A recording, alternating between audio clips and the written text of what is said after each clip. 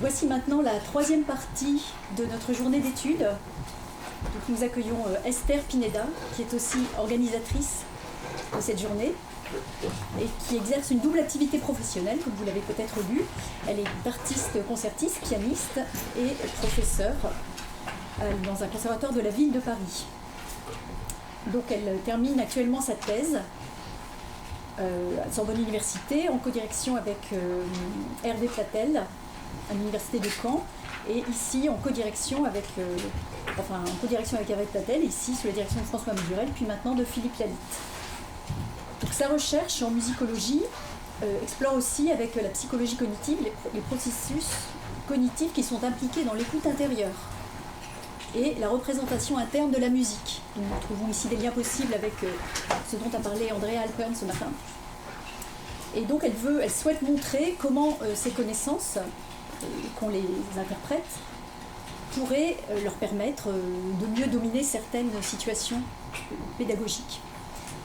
Donc elle va nous parler notamment ici du profil de certains musiciens, comment le profil particulier de certains musiciens pianistes, en lien avec les œuvres qu'ils jouent, peut leur permettre de dominer une interprétation, d'aboutir à une interprétation performante, et elle observe, elle étudie ces processus cognitifs qui mènent à la réalisation d'une interprétation aboutie.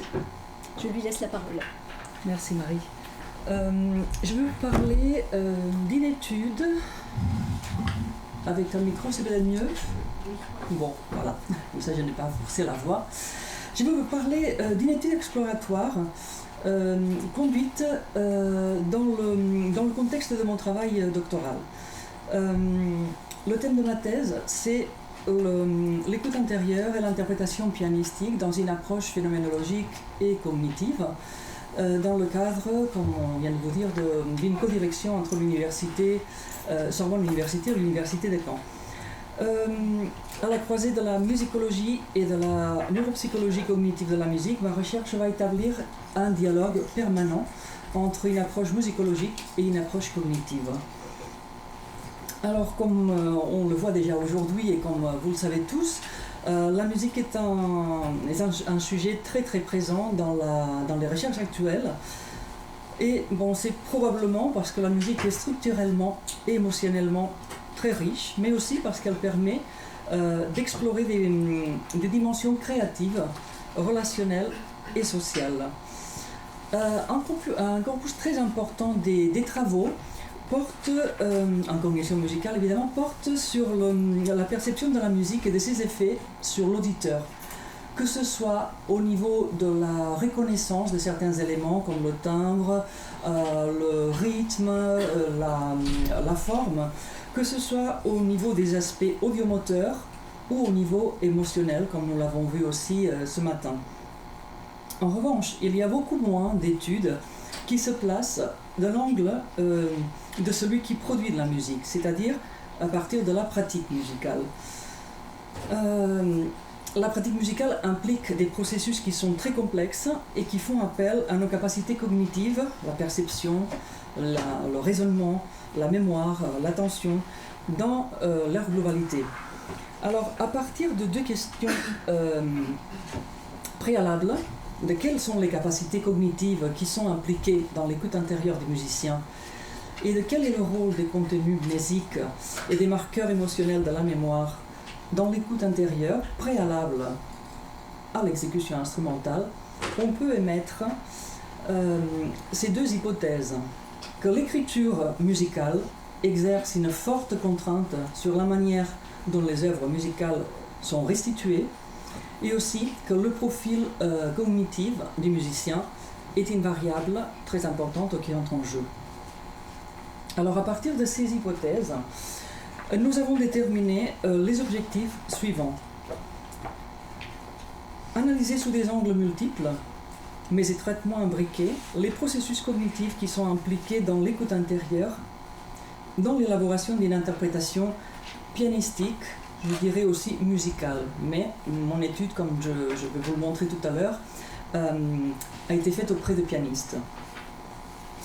Un deuxième objectif, ça serait de spécifier les relations fonctionnelles entre l'activation et l'intégration à travers les mécanismes de la mémoire et les mécanismes perceptifs pour ensuite voir comment ces processus s'articulent en fonction d'un échantillon d'œuvres relevant de différents types d'écriture musicale. À notre objectif, pouvoir évaluer la relation avec les profils cognitifs des musiciens et pour, in fine, pouvoir montrer ou avoir des éléments de réponse qui pourraient nous aider à comprendre certaines situations d'enseignement-apprentissage. Je souhaiterais tout d'abord préciser la définition que nous donnons au terme d'écoute intérieure. Parce qu'en général, quand on parle d'audition intérieure, plutôt écoute, mais comme ce matin, les travaux qui nous ont été montrés par André Alpern, on fait référence surtout à la capacité d'écouter le son dans sa tête, c'est-à-dire l'écoute sans qu'il y ait une production de son. Le son physiquement n'est pas présent. Or, la notion d'écoute intérieure, telle que nous la proposons, correspond à la représentation mentale de la musique dans un sens plus large, c'est-à-dire qu'elle serait intimement liée à l'expression artistique et qui renvoie aussi à la notion de pensée musicale. Alors, quelque chose de très important, c'est qu'avant de jouer, très important dans la pratique, je précise, avant de jouer, il s'impose à l'interprète un moment d'évocation de l'action à réaliser, comme une prédiction de l'acte et de ses conséquences. Cette étape va entraîner un choix parmi des modèles de comportement qui se sont engrangés pendant l'expérience et qui sont en grande partie construits au fil des apprentissages et des répétitions. Alors ce moment ou temps préalable d'anticipation constitue un phénomène psychique très important, fondamental, qui traduit la volonté de jouer, d'exprimer une idée musicale et qui ne se limite pas uniquement au son.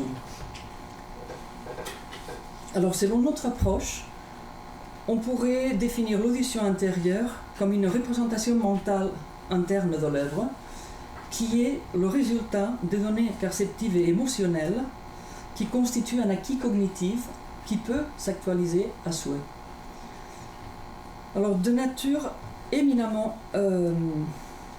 multimodale et associative sur le plan cognitif, puisqu'il y a les représentations visuelles, motrices, auditives. Ces représentations mentales constituent les différentes composantes de l'écoute intérieure. Ces composantes ou modalités perceptives sont associées et à l'interaction permanente avec d'autres ressources cognitives comme le raisonnement, les émotions et la mémoire. Et sans oublier que ces composantes vont être interdépendantes avec le schéma moteur d'un point de vue fonctionnel. Alors la question du corps est donc intimement liée à la question du sens musical, à tel point qu'il serait impossible de saisir le sens musical si l'expérience de la musique n'était pas incarnée. Comme l'affirme Mark Lehman, ni uniquement physique ni purement mental, le mouvement corporel nous fournit des schémas permettant de déployer et articuler la médiation entre notre esprit et notre environnement physique. La mémoire va jouer donc un rôle fondamental dans l'articulation de ces processus cognitifs et occupe une place très importante dans notre recherche. Sans rentrer trop en détail, je vous ai mis ici une diapo avec les différentes mémoires et comment elles sont activées dans le cadre concrètement de la musique. Et uniquement souligner que dans la pratique musicale, évidemment, il n'y a pas une, mais plusieurs mémoires comme pour tous, mais que ces aspects de la mémoire, j'en ai pris quelques-uns uniquement ici dans la partie en bleu. Ces aspects de la mémoire vont se conjuguer d'une manière, vont s'associer d'une manière différente selon que l'on joue par cœur, que l'on joue avec avec une partition, sans partition, qu'on soit dans le cadre d'un déchiffrage ou dans le cadre de l'improvisation. Après ces aspects un peu plus d'ordre général, je vais vous parler alors plus en détail de l'étude que nous avons conduite auprès de 6 pianistes professionnels dans l'objectif d'analyser l'élaboration d'une interprétation par chœur. On parle dans le contexte de la musique occidentale, musique classique et avec le support d'une partition. Alors en particulier, l'étude vise à mettre en lumière le caractère associatif des représentations mentales internes de la musique et voir comment ces processus s'articulent en fonction d'un échantillon d'œuvres relevant de différents types d'écriture, comme je vous ai dit avant. Alors, nous avons utilisé les moyens de collecte des données qui ont déjà été validés par différents auteurs, comme Chaffin et collaborateurs, Erickson, Imre, etc., qui constituent un protocole avec des séances d'enregistrement qui sont suivies de verbalisation après, avec des entretiens réflexifs conduits par un observateur. Concrètement, comme vous l'avez ici, il s'agit, et je le souligne, la question de l'interprétation par chœur, entretien avant, juste pour collecter certaines données. Je vais vous montrer un peu plus en détail des points de vue aussi de la population et de la méthodologie. Alors nous avions un groupe de 6 pianistes professionnels étant engagés aussi bien dans la pratique active de concert que dans l'enseignement, avec une palette d'âge assez large, entre 22 et 69 ans, ce qui équivaut à jusqu'à une cinquantaine d'années de carrière professionnelle. Et du point de vue de la méthodologie, ça a été une approche phénoménologique, avec des entretiens semi-guidés. Et nous avons complété la procédure avec le dispositif, avec quelques épreuves psychométriques, notamment au niveau de la mémoire de travail. Alors, pour développer ce travail, nous avons mis en place le dispositif d'observation suivant.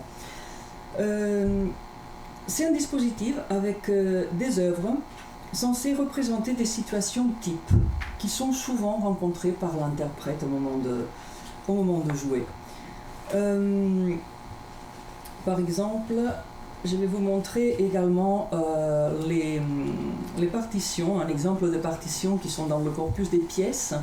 À la simple lecture de la partition, vous pouvez avoir l'intuition que l'interprète ne sera pas confronté à la sollicitation des mêmes aspects cognitifs, que ce soit avec par exemple une écriture imitative à 2 voix, comme c'est le cas du début de la toccata un mi mineur de Bach, ou dans le prélude de Rachmaninov avec énormément de déplacements et une difficulté sur le plan moteur, ou 2 pièces du XXe siècle après, assez éloignées, entre Debussy et Takemitsu, mais qui s'éloignent déjà du langage tonal et qui peuvent solliciter beaucoup plus peut-être ou faire appel à une autre temporalité.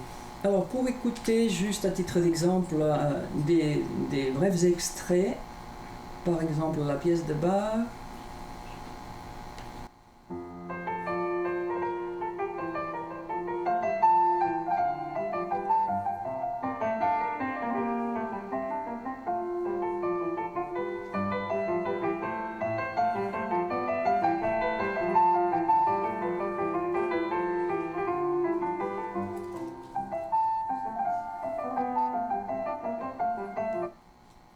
Un bref extrait. Alors une pièce d'écriture mélodique harmonique, comme par exemple celle-ci.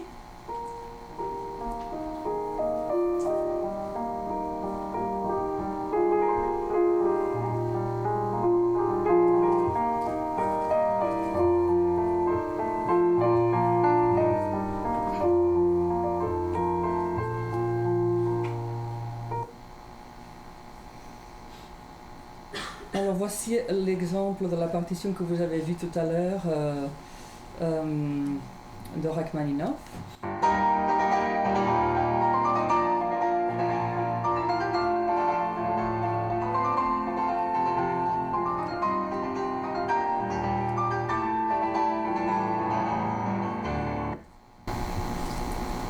Et finalement, cette pièce de Takemitsu, je crois.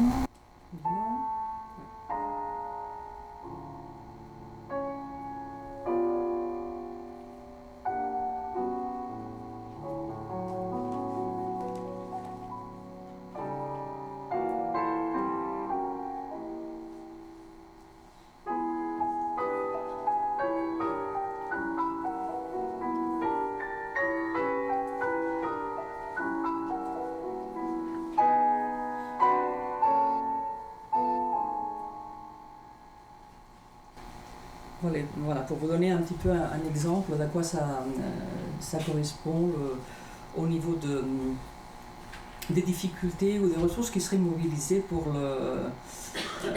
les pianistes jouant ce répertoire. Alors, ça, je vais vous montrer. Alors, juste peut-être préciser que ce choix de pièces est un dispositif qui nous semble pertinent dans le cadre de notre étude, mais il ne s'agit en aucun cas des catégories stylistiques, mais des situations pianistiques type, c'est-à-dire vraiment un échantillon qui pourrait montrer des situations qui sont très couramment rencontrées par un pianiste, mais en aucun cas des catégories stylistiques et au point de vue de la forme. Alors, comment se construit la représentation mentale de la pièce? Puisqu'ici il s'agit de l'interprétation de pièces par cœur, il est important de souligner que l'image globale de l'œuvre va être le résultat, comme Nathiès disait, d'une image formelle, c'est-à-dire tout ce qui est en rapport avec la partition qui vient de l'écrit, et avec une image artistique qui va être la manière dont l'artiste va transformer ou va filtrer tous ces éléments qui sont au départ cette image formelle qui vient de la partition. En fait, il parlait de langage interne ou externe de la musique par rapport à ça. En tout cas, j'ai voulu ici illustrer le fait que pour arriver à cette image globale, la représentation va être le résultat d'un processus d'intégration progressive de différents éléments.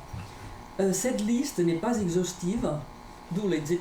À la fin, et il n'y a pas une hiérarchie, forcément, c'est-à-dire qu'un interprète peut parfaitement faire des choix esthétiques au moment où il déchiffre déjà une partition. C'était juste pour illustrer le fait qu'il y aura des couches d'informations qui vont se superposer progressivement dans le temps pour arriver à un moment d'intégration de tous ces éléments pour constituer cette image globale, la représentation mentale d'une pièce pour l'interprète.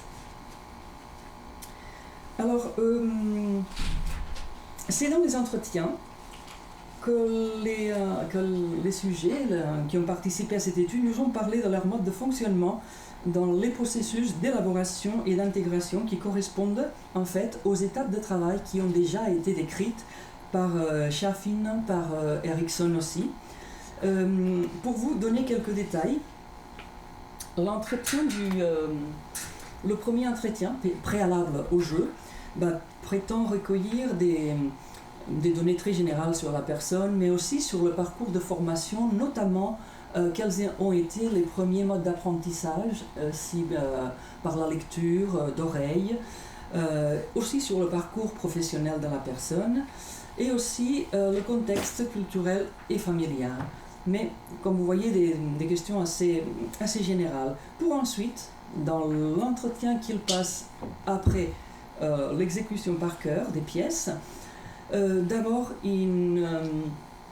un retour d'expérience très très libre sur comment ça s'est passé, comment ils se sont sentis, des choses qui peuvent émerger sans que les questions de l'observateur puissent avoir une incidence sur la réponse.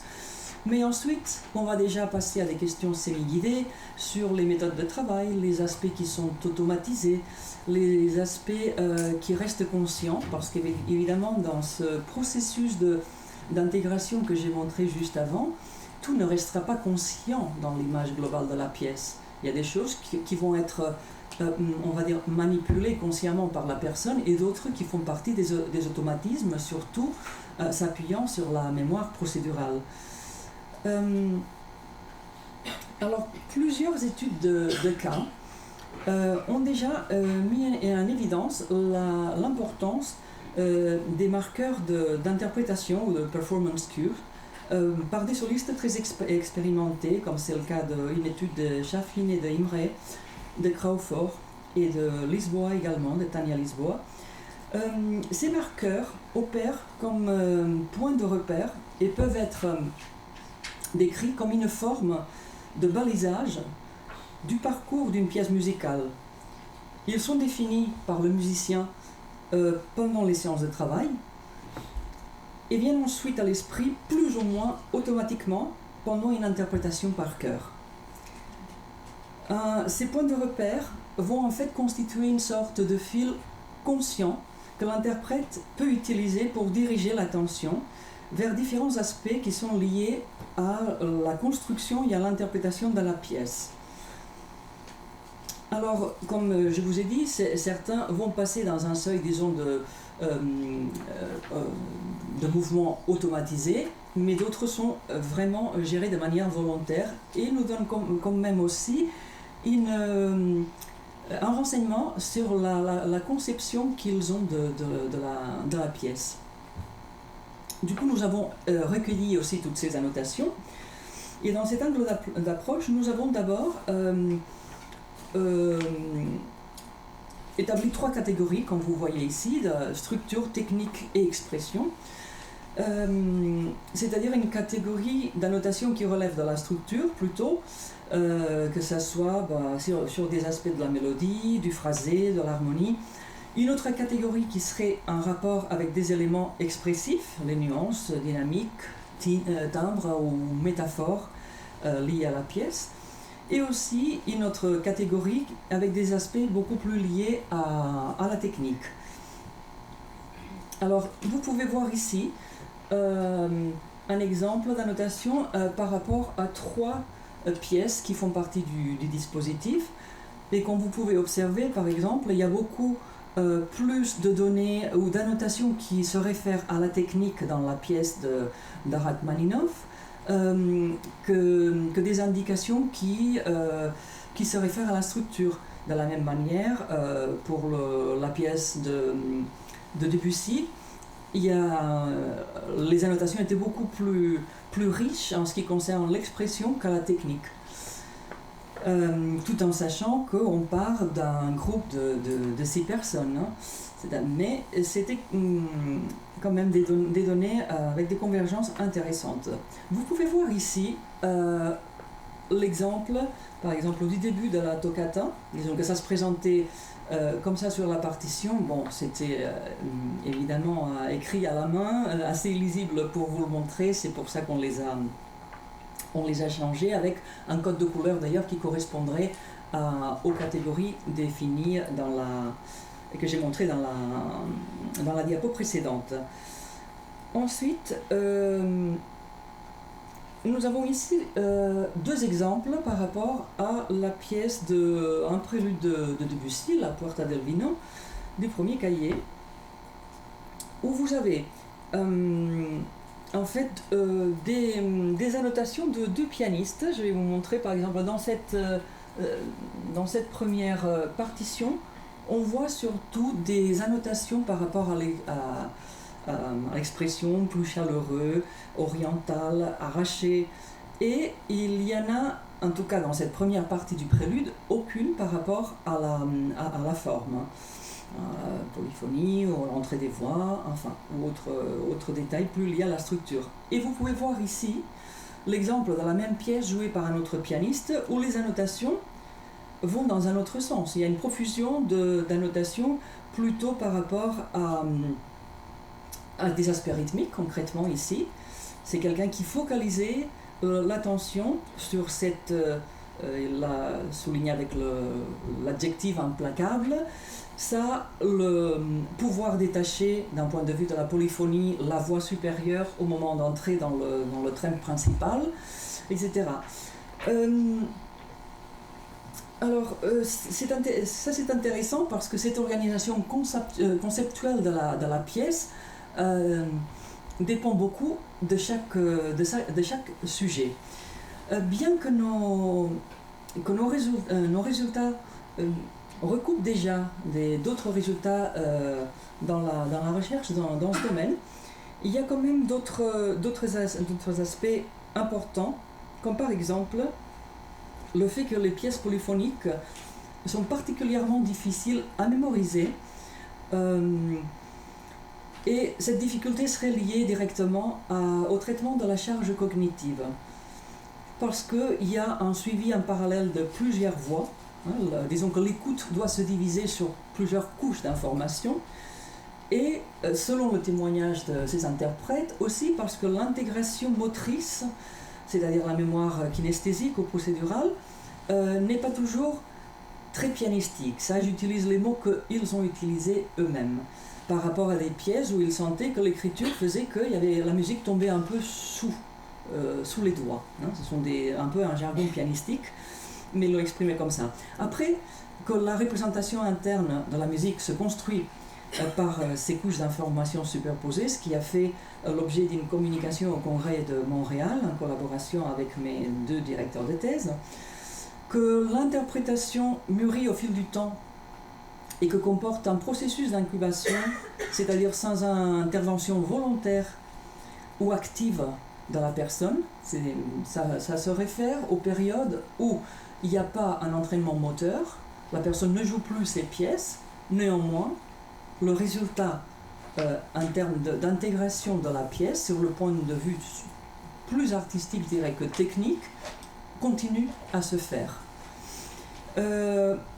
On va ajouter également que la restitution des pièces mélodico-harmoniques est davantage associée aux métaphores et aux images mentales et aux émotions. Un exemple dans le prélude que je vous ai montré tout à l'heure.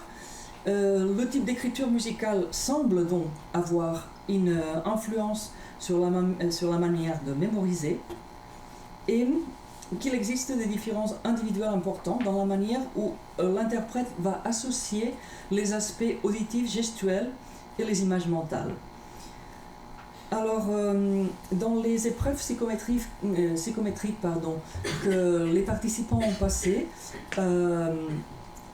les résultats nous ont montré qu'ils étaient vraiment au-delà de la moyenne par rapport à leur classe d'âge. C'est-à-dire que si, dans le premier point que j'ai montré, ils convergent sur l'idée que les pièces polyphoniques sont particulièrement difficiles à mémoriser, et pour des sujets qui sont dans le 5% de meilleurs dans les capacités de mémoire, et cela concerne aussi les personnes de 70 ans, nous avons des données qui sont quand même relevantes. Ici, je voudrais juste, pour conclure assez rapidement, c'est qu'il y a 2 points qui nous ont paru très importants. Je l'ai déjà dit tout à l'heure, c'est que les différences individuelles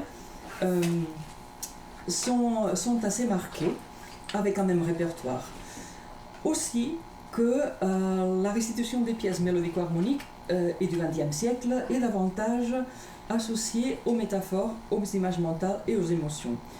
Alors, du coup, nous avons décidé, ou ça a guidé aussi notre recherche, pour compléter ce dispositif avec des mesures psychométriques sur les aspects qui sont visibles ici dans la diapo, c'est-à-dire la première phase avec le test d'intégration dans la mémoire de travail, notamment sur le buffer épisodique, est déjà fini, mais nous avons complété aussi par des tests sur la capacité d'empathie, c'est le baron Cohen, des tests d'introversion-extroversion, c'est-à-dire d'autres tests sur la personnalité des sujets, et aussi sur le test de Navon, nous aide à voir au niveau du traitement de l'information si l'information est traitée surtout d'une manière globale ou locale ou parcellaire.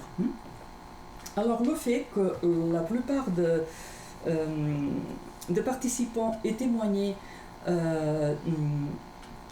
de l'utilisation de supports extra-musicaux dans le jeu par cœur nous a fait penser à l'importance de l'enveloppe narrative dans le jeu, notamment dans la musique du XXe siècle, c'est-à-dire d'associer une trame parfois proto-narrative. Il n'arrive pas à le définir comme narratif dans le sens d'un déroulement clair d'une histoire qui va être associée à la musique, mais il y a une allusion importante à ce type d'éléments.